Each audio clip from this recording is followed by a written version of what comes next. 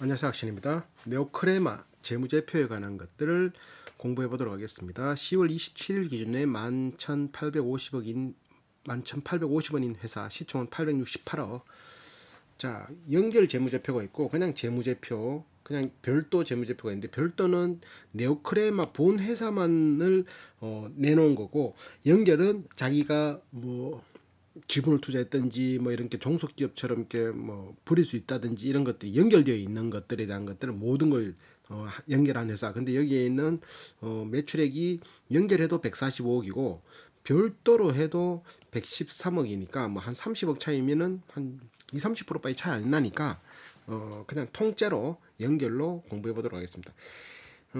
재무제표에 대한 개념부터 잡으면 자산이 있고 부채가 있고 자본이 있고, 자산은 부채와 자본을 합한 용어. 그러니까 내 거도 자산이고 부채도 자산. 자본은 내 거, 그 부채는 빌린 거. 자, 그러면 유동자산은 1년 안에 현금으로 바꿀 수 있는 걸 유동자산, 당좌자산은 현금성 자산이라고도 하고 뭐 석 달 안에 바꿀 수 있는 거, 재고자산은 말 그대로 재고자산, 기타 자산은 뭐 1년 안에 바꿀 수 있는 기타 여러 가지 자산들, 비유동자산은 1년 이상 걸리는 이렇게 장기적으로 이렇게 현금으로 바꿀 수 있는 자산들, 투자자산, 유형자산, 무형자산 등이 있고, 부채는 유동부채가 있고 비유동부채가 있는데, 유동부채는 1년 안에 갚아야 될 부채, 비유동부채는 장기성 부채. 그리고 그러고 합친 거를 부채 총계라고 그러고, 자본금은 액면가 곱하기 액면가가 있고 발행가, 그리고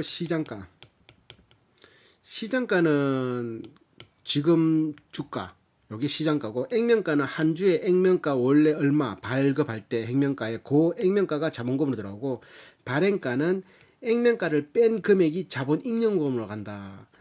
발행가는 그런 거 있잖아. 막 주식 상장할 때 이 주식은 15,000원부터 시작입니다. 그러면 15,000원이 발행가는 거지. 발행할 때, 스톡 옵션을 발행할 때, 뭐 주식을 신주를 발행할 때, 뭐 여러 가지 그런 것들. 그러니까 액면가는 자본금으로 쌓이고, 자본 잉여금은 액면가를 뺀 금액이 자본 잉여금으로 쌓인다. 그러니까 자본금, 자본 잉여금, 기타 자본, 기타 포괄 손익 누계액 뭐 이런 것들도 있고, 이익 잉여금인데, 이익 잉여금은 회사가 1년, 2년, 3년 이렇게 시일이 지나면서 수익이 쌓이면 순이익이 쌓일 거잖아.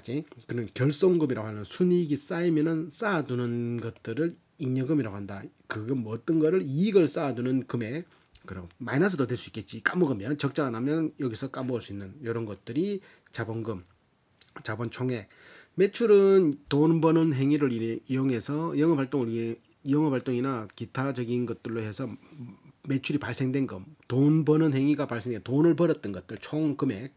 그리고 영업이익은 원가 띄고 판관비 띄고 하면은 영업이익이 나오고, 거기서 기타 영업과는 상관없이 벌어들이는 돈, 빌려준 이자, 뭐 은행의 이자 갚는 거, 그리고 세금 이런 것들 여러 가지를 더하고 빼고 하면은 순이익이 나온다. 단기 순이익이 나온다. 단기 순이익에서 주식수만큼 지금 주가가 아니라 주식수, 이 회사의 주식수만큼 나누면은 한 주당 순이익이라는 EPS가 나온다. EPS, earning per share가 나온다. PER은 EPS에서 144원을 1년치를 곱하면 288원, 지금 주가는 11,850원을 나누면은 11,850원 11,850원 나누기 244, 288인가? 88은 41 PR 41이 나온다. 이렇게 계산할 수 있다. 별도는 넘어간다 그랬으니까. 자, 또 한번 보면은 유동 비율을 계산하는 법은 유동자산 1년 안에 현금을 바꿀 수 있는 자산에서 1년 안에 갚아야 될 부채를 나누고 곱하기 100을 하면 유동 비율이 나오는데, 유동자산 대비 부채가 363%가 있다. 그러니까 100%면은 뭐 유동부채나 그 유동자산이 또인데 200%면 더 있는 거고, 더 숫자가 크면 클수록 더 여유로운 거지. 당좌 비율도 당장 쓸 수 있는 현금성 자산이 171억인데 나누기 유동부채 72억을 하니까 237%. 자, 유보율은 자본금에서 자본금 항목에서 자본 잉여금과 이익 잉여금을 합한 금액에서 자본금을 나누는, 그러니까 자본금이 유보, 얼마나 몇 프로나 유보돼 있냐. 이게 1000%라는 건 10배. 자본금의 10배. 36억의 10배, 360억 정도가 유보되어 있다. 어떻게? 현금으로 유보되어 있는 게 아니라 이게 곳곳에 회사 곳곳에 이제 녹아들어 있는 거지. 건물에 녹아들어 있을 수도 있고, 뭐 다른 뭐 펀드에 녹아들어 있을 수도 있고, 뭐 땅에 녹아들어 있을 수도 있고, 누구 빌려준 거에 녹아들어 있을 수도 있고, 하여튼간에 유보되어 있는 비율, 요게 500% 이상이면 뭐 유동성이 좀 풍부하다 하는데 이건 1000%네. 10배, 삼성전자 300배인가 그래. 3만 프로. 1000%인가 3만 프로인가 그래. 300배란 말이지. 자본금의 자본 유보율이 300%.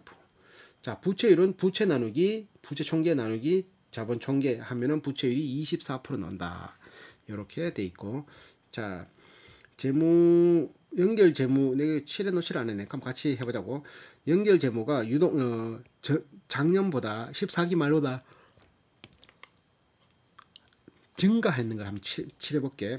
유동 자산이 251억에서 265억으로 한 14억 정도 증가했고, 나머지는 뭐 별차였고, 매출 채권은 30억에서 38억으로 8억 정도 증가했네. 매출 채권이 증가하면은 8억치 돈을 못 받았다는 소리하고 똑같은 거지. 같은 금액이라면.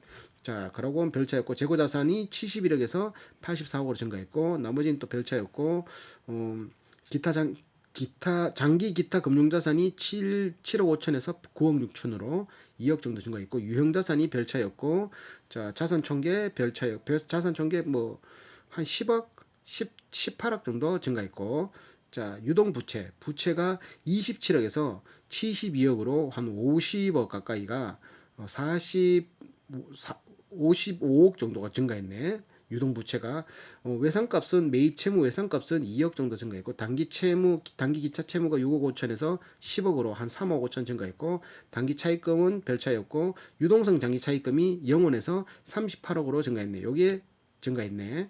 그리고 단기 법인세 부채가 0원이던 게 2억 2천으로 증가했고, 비유동 부채는 66억이던 게 29억으로 감소했네. 감소.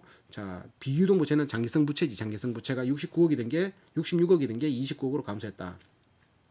장기 차입금은 56억이던 게 10억으로 감소했고, 감소한 거는 핑크색 칠해야지. 감소했고, 자, 퇴직금 부채는 7억 8천에서 9억 1천으로 증가했고, 그래서 부채 총계가 93억에서 101억으로 증가했다.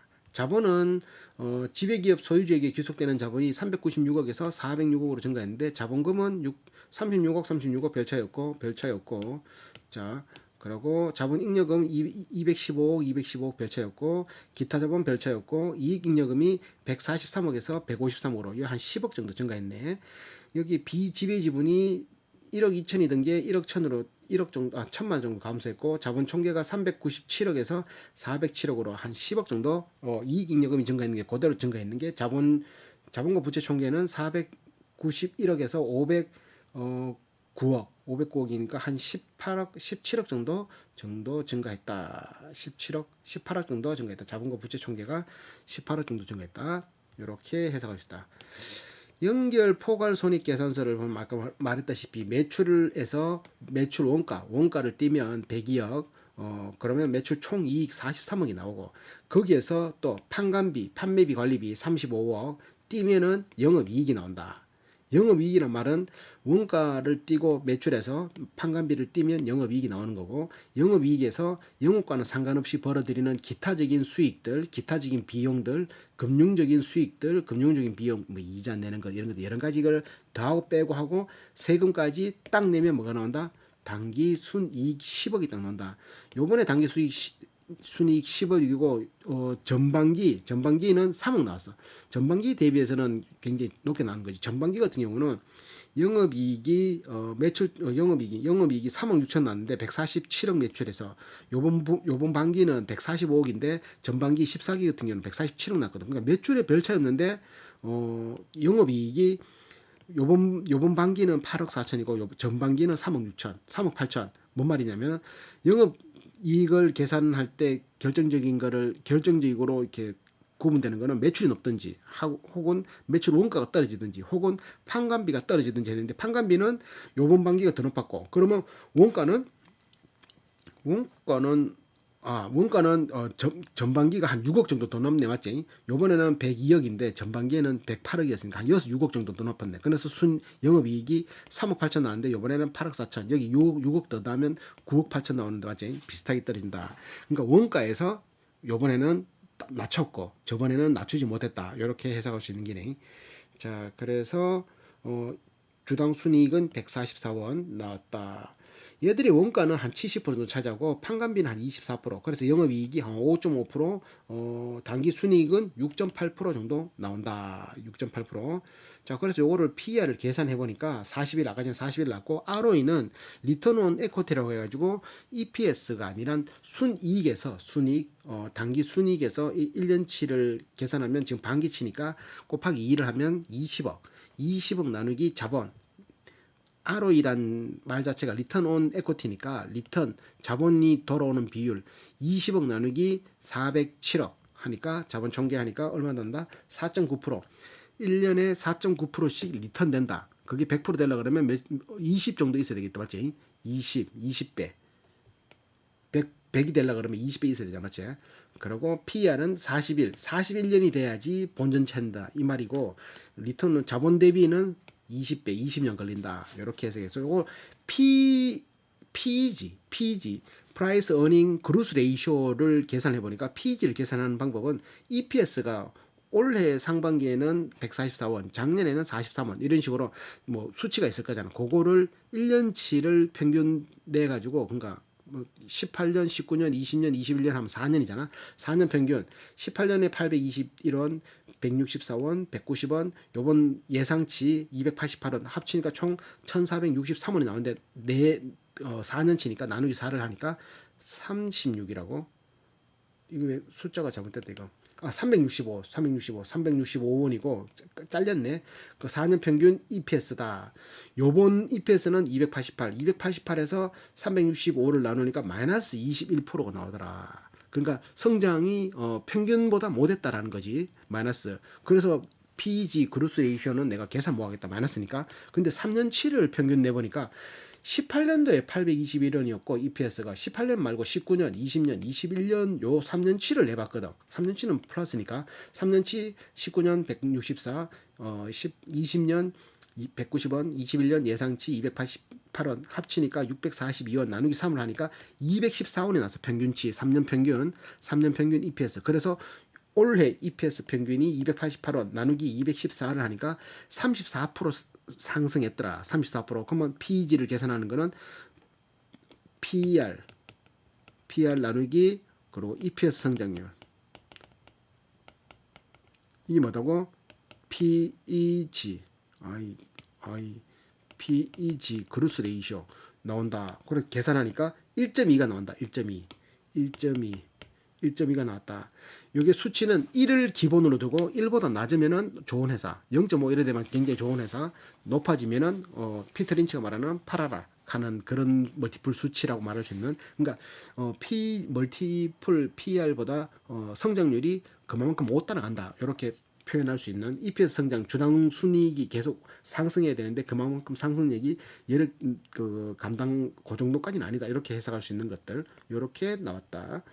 자, 그건 고래 이제 보면 되고, 자본 변동표를 들어가면 자본은 2021년 1월 1일 기준 378억에서 시작해서 그 중에 자본금은 36억, 아까 자본금은 액면가, 자본잉여금은 발행가, 이익잉여금이 아니라 이게 나머지 그건 이렇게 하고 나머지는 기타 자본 구성 요소는 뭐 스톡옵션 할 때 나가는 돈, 뭐 이렇게 자사주 거래할 때 들어가는 항목, 뭐 기타 포괄은 해외 사업에서 뭐 들어오는 여러 가지가 있는데 그런 요거보단 자본금, 자본잉여금, 이익잉여금 요것만 좀 중요하게 보면 돼. 이익잉여금은 돈이 순이익이 나오면 쌓이는 것. 그러니까 얘들은 자본은 계속 늘어날 수 있거든. 왜? 순이익이 계속 쌓이면은 회사에 계속 쌓이잖아. 그러면 자본이 상승한다고. 그래서 보니까 단기 순이익 2021년 1분기에 3억 들어왔고, 자 시간이 지나서 2021년 1분기에 10억이 들어왔고 합치니까 이번에는 407억이 됐어. 407억. 378억으로 시작한 자본이 407억이 됐다. 얘들이 사업이 힘들어서 적자가 나면 어디서 자본 빠진다? 자본 잉여금에서 이익잉여금에서 쉽게 말해서 이익잉여금에서 돈이 제일 먼저 차감된다. 무상증자는 어디서 차감된다? 자본 잉여금에 있는 자본이 여기서 주식을 사서 일로 간다. 주식수가. 그거 뭐 액면 분할은 그냥 액면가가 분할된 것 뿐이다. 뭔 말인지 알겠지? CB하고 EB 내 구분할 줄 안다. 이제 BW 아유 참 이렇게 했고 연결 현금 흐름표는 회사 입장에서 지금 돈이 있으면 플러스 없으면 마이너스 받을 거 마이너스 받은 거 줄 거 플러스 줄 거는 아직 내수 중에 있다는 거니까 그러니까 그걸 크게 세 가지로 나누는데 영업 활동으로서 현금이 내수 중에 있냐 내수 중에 없냐 그리고 투자 활동으로서 돈을 썼냐 안 썼냐 그리고 재무 활동은 돈을 갚았냐 안 갚았냐 혹은 내 자본금이 변동이 있냐 없냐에 따라서 플러스 마이너스 자 영업 활동 현금으로 플러스 4억 3천이 현금이 흐르고 있다. 전반기에는 3억 플러스 난 상태지. 단기 순이익 여기 들어가고 감가상각비 들어가고 그리고 매입 채무 뭐 외상가 뭐 재고자산 그리고 또 뭐 있노? 또 뭐 있노? 그거 뭐 이렇게 매입 그거 매출 채권 이런 것들 여러 가지 것들을 합치면은 다 했는데도 플러스 4억이라는 거는 플러스 4억 현금만큼은 돌아가고 있다. 잘 돌아가고 있다는 거고 투자활동 현금으로는 미래를 위해서 돈 쓰는 것들 모든 것들 단기 금융 상품의 감소라는 건 팔았다. 6천만 원치. 장기 금융 상품을 팔았다. 5억치. 단기 금융 상품에 6천만 원치 샀다. 6천만 원치 팔고 6천만 원치 샀고 장기 금융 상품에 5억치 팔았는데 4억치 샀네. 유형 자산은 눈에 보이는 자산을 6억치 샀고 무형 자산 1억 6천치 샀고 이런 식으로 다 산 건 마이너스 팔은 건 플러스 하니까 마이너스 7억이 됐다. 그러니까 투자 활동 현금 흐름이 마이너스가 됐다고요. 무조건 이 회사는 투자한다고 보면 안 돼. 이 회사가 만약에 부동산 회사 같으면 뭐 예를 많이 드는 게 동원개발 뭐 또 모토닉 같은 경우는 자동차 부품 회사인데 얘들은 가진 돈으로 쉽게 말해서 여유로운 돈으로 유보리나 이런 돈으로 금융자산으로 뭘 한다? 이런 금융 뭐 이렇게 단기 금융 상품 이런 거 아니면 장기 금융 상품 뭐 이렇게 상가 고원가 측정 금융 상품 이런 것들 막 한 2천억씩 굴려가지고 그 수익으로 한 70억씩 한 80억씩 되는 거를 벌어들여 1년에 자기 영업하는 수익과 전혀 상관없이 자동차 부품 회사가 뭐고 펀드 잘 굴려가지고 뭐 내가 주식 공부받아가지고 돈 굴리듯이 재테크가 굴려보면 뭐 하겠나 맞지? 그래도 그렇게 벌어들인 수익으로 배당금 한 3%씩 주더라. 그런 것들. 그러니까 이 회사가 투자를 정확하게 어디에 하는지를 볼 수 있는 항목들이라고 보면 되지. 얘는 네오크레머 식품 기능성 식품 회사인데 기능성 식품과 연관되는 거는 투자한 게 별로 없지 맞지? 유형자산 요좀 있고 나머지는 무형자산 요거 두 개는 뭐 있다 치더라도 나머지는 장기금융 상품 뭐 이런 거 펀드나 예금 이런 거 드는 거지. 뭐 그 정도로 해석하면 되는 거고. 재무활동 현금 흐름은 이제 차입금 변화든지 자본의 변화든지 보니까 스톡옵션 없고 단기 차입금 상환 단기 차입금 상환 전반기에는 4억 5천을 단기 차입금 1년 안에 갚아야 될 이자 주면서 갚아야 되는 것들이 갚았다고 갚으면 마이너스에 갚으면 보니까 리스 부채의 상환 요거 리스 부채에 갚았다고 3천만 원은 마이너스 재무활동 그러니까 얘는 플러스 마이너스 상태 이런 상태 자돼 있고 시작할 때 현금이 69억으로 시작했는데 시작할 때 현금이라는 거는 전기 말에 넘겨받았던 현금이 69억이란 소리지. 그게 지금 기말 시작할 때 1월 1일 때 69억이었는데 지금 이게 2부 반기 말이니까 요때 66억이 됐다. 현금 및 현금성 자산이 2억 3천이 감소됐다. 그러니까 66억. 66억이 전반기 이맘때 54억보다는 높은 상태. 현금 및 현금성 자산이 석 달 안에 바꿀 수 있는 자산이다. 이게 증가되면 뭐가 좋으냐면은 현금이 많으면 뭐라도 할 수 있어. 한 달 뒤에 들어오는 현금 이거 말고 지금 당장 바꿀 수 있는 자산이 있으면은 뭐라도 할 수 있어. 갑자기 뭐 어떤 회사가 무너져가지고 그걸 살 때 바로 현금을 던질 수 있고 막 이런 거 있잖아. 막 그런 것들. 갑자기 뭔가 이렇게 뭐 주식을 하다가도 막 이렇게 현금을 보유하고 있으면은 뭐 갑자기 하락장이 오더라도 뭘 살 수 있잖아. 필요한 거 맞지? 그런 장점이 있다. 많이 있으면 있을수록 유리하다. 현금성 자산이 커지면 커질수록 뭐 회사 입장에서는 굉장히 유리하지. 유동성이 풍부하고 일단 마음이 편하잖아. 자 이렇게 재무제표에 관한 것들을 봤고 주석은 입으로